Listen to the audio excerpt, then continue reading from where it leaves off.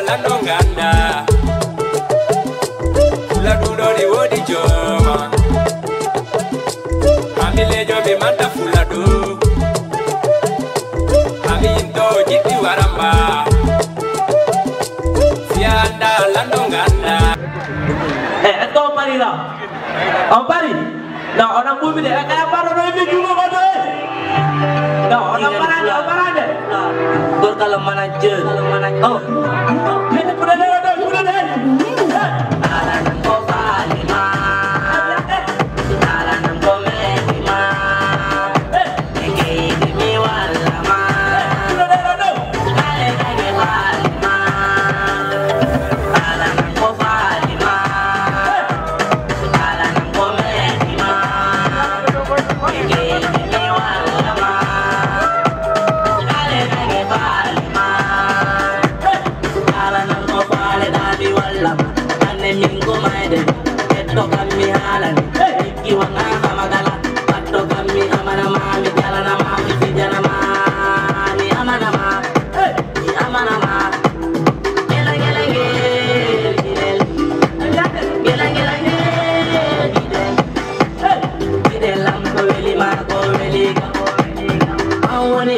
ini sudah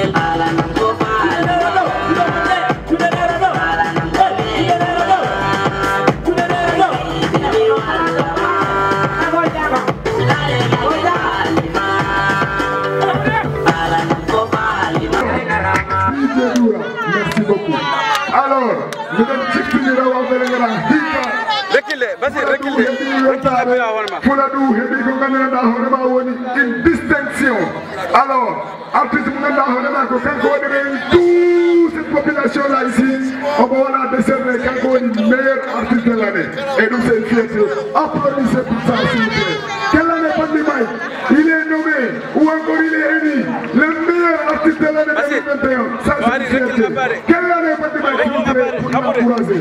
Alors, notre Yauti, c'est le député, l'honorable député, le maire de Badagara, l'absent tout simplement, Mamadou Oudibalo Diallo, quand Oketa Pandimai, le prix qu'on lui a décerné pour la distinction de taille de l'artiste qui est l'artiste, encore une fois, l'artiste des artistes, le meilleur artiste de l'année 2021, donc Mamadou Oudibalo Diallo, Oketa Moko distinction.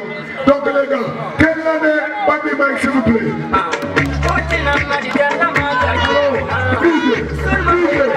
L'honorable député est là, Mamadou Oudibalo Diallo est là, c'est l'honorable député, l'élu de Belengara, l'homme à qui Belengara a porté leur confiance, l'homme se nomme tout simplement, Mamadou Oudibalo Diallo, c'est lui qui va remettre à Pandimai la distinction de taille qu'il a reçue. Je rappelle que Mamadou Oudibalo Diallo, et Oudibalo Diallo s'il vous plaît, quelle année monsieur le maire s'il vous plaît, l'honorable député, c'est une fierté pour le département de Belengara, c'est lui qui va décerner n'est-ce pas, le prix, la distinction de taille, car je suis le artiste, l'observe tout simplement.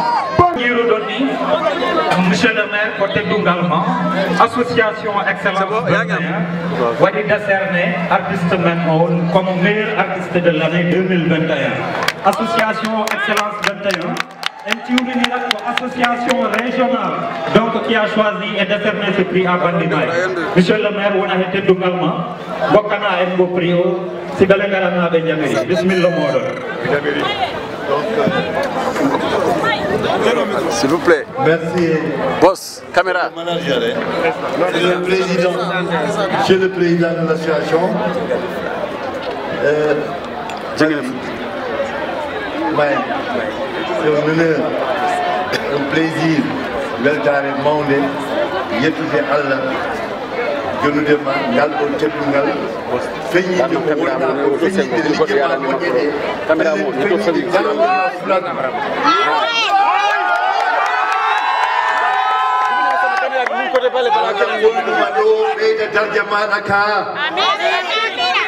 ambassadeur Fouladou, ambassadeur Vélingara, ambassadeur Sénégal, Vélingara n'avait Salminima, Fouladou n'avait Salminima, mais Weltanimama, c'est une fierté.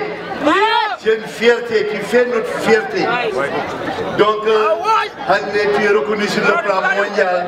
wonde maɗo adressement a Vélingara donc teddungal mawgal e Vélingara mi salminima mi weltanima association mi weltanima l'ensemble sukaɓe ɓe gonduɗaɓe équipe maɗa o musidalngal feliyaɗo fof donc a jarama toutes mes félicitations des félicitations des populations de la ville et du département de Vélingara.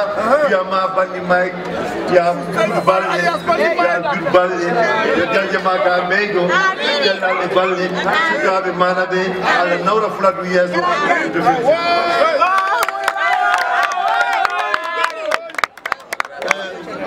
je profite pour cette...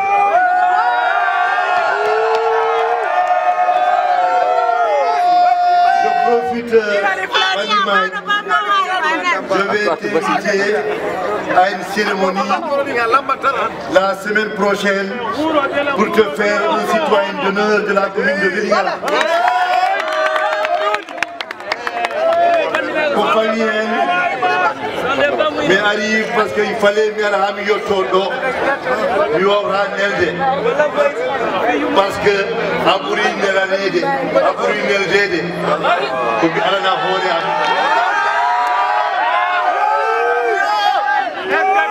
Miarana hore. Donc interpellé à la commune Tigo et les Calderani.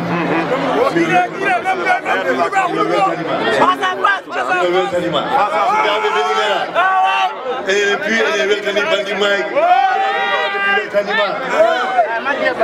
Dum non ya fudaka ni acca hirmanga no go kontina mais min neldima enveloppe hewani do no hanko mi woni dille ko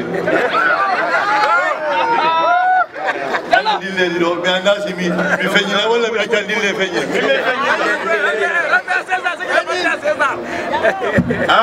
l'honorable député maire, honorable Mamadou Wouri Baylo Diallo, le président de commission et budget et contrôle de comptabilité à l'Assemblée nationale, c'est la solution de Vélingara. Oui, Bandimay, mon nettement enveloppe. Djelou, Goulou j'étais, mais de 500 000 francs CFA. 500 000 francs CFA.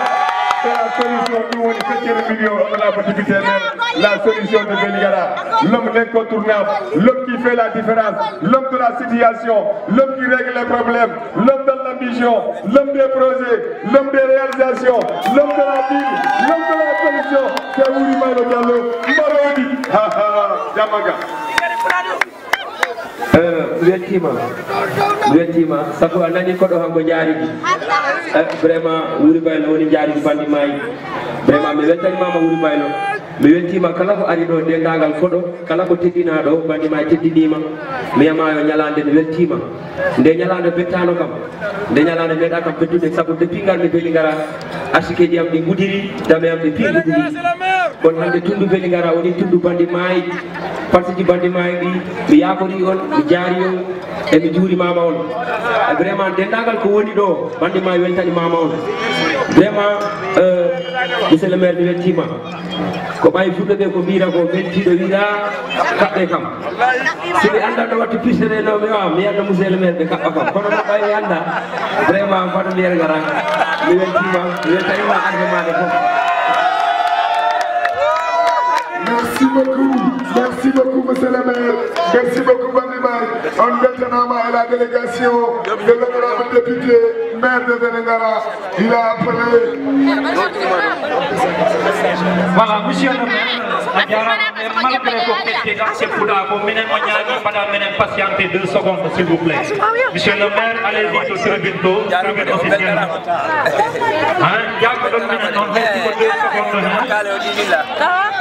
Alors, nous allons continuer le programme. S'il vous plaît, retirez de vos places respectives. Nous allons continuer la soirée. Et cette fois-ci, c'est Bandi Mayi qui va, n'est-ce pas, continuer avec nous la soirée. Et cette fois-ci, c'est intéressant. Et vous savez, comme le même bureau nous dit, c'est un ironi, monsieur le maire Ali, Bandi Mayi Kuyo, comme monsieur le maire Ali, Yati qui va connaître Vélingara, depuis moi de Vélingara, dans le microphone Ouditi. Donc, il y a la Jam, il y a la Bébé Jam, Bandi Mayi qui a la Jim Bande, Modina Batane, Awel Tanama, monsieur le maire, l'honorable député, Kankadi Awel Tanama, et toute sa délégation. Alors, L'équipe aussi qui vient de décerner à Bandi Mike ce prix.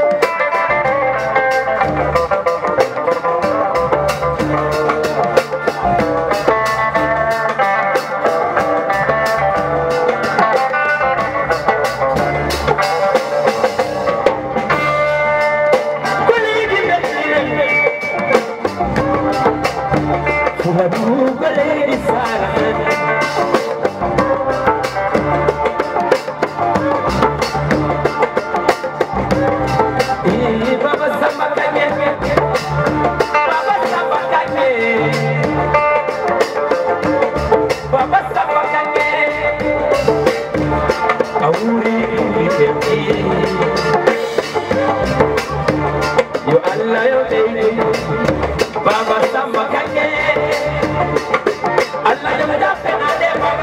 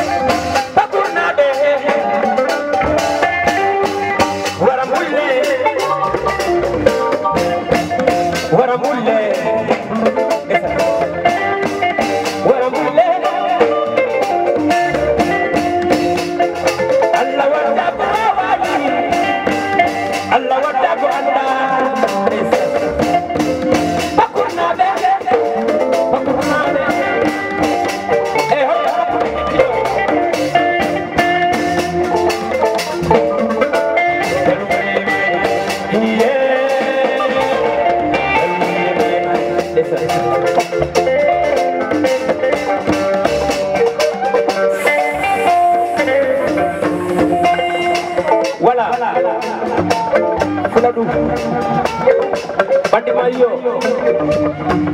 kala ko hecci meda yorde kala ko wuri meda mayde yandi nyaagi mama kala ko rodo nappi ko moy kala jahodo nappi ko moy paso ko e jaho e ganda nyalande de ko e jaho be wala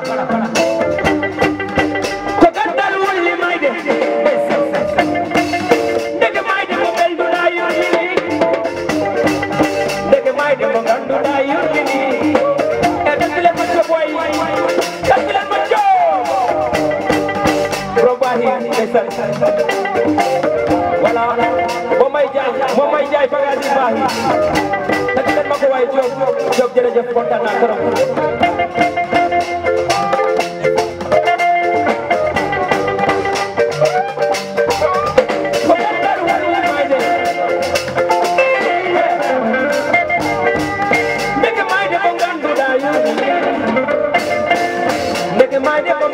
You're